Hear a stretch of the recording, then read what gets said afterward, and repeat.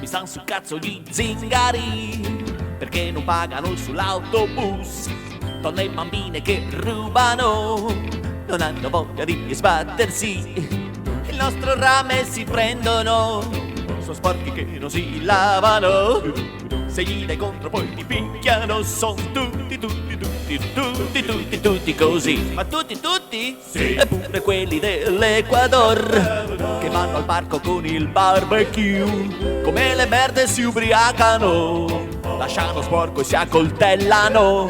Mi stanno sul cazzo gli islamici, con quelle barbe lunghe mi spaventano. Il loro scopo è distruggerci, ridurci tutti in schiavitù. Odio i cinesi e gli asiatici che non li vedi mai quando muoiono. Con valigette di contante tutto comprano. Sono tutti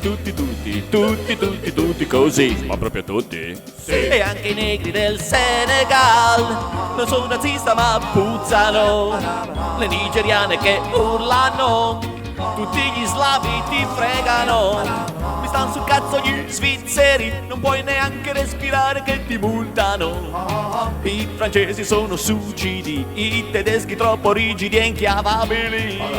Detesto quelli di Napoli che fanno tutti sempre un po' le vittime.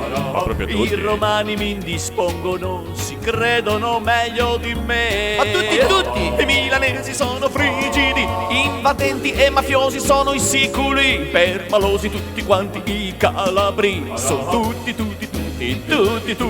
così. Ma tutti? Sì. Io sono nato a Genova e i savonesi mi urtano. Ma tutti? Ma in generale tutti i liguri, ma anche quelli della mia città. I parenti non li tollero, non sopporto il mio ramo genealogico. Mia moglie, i figli, i genitori e anche Dio. Ma anche Dio? Mi sto sul cazzo anch'io. Vorrei un mondo senza uomini, senza cani, senza pesci, senza alberi, senza terra né pianeti né satelliti.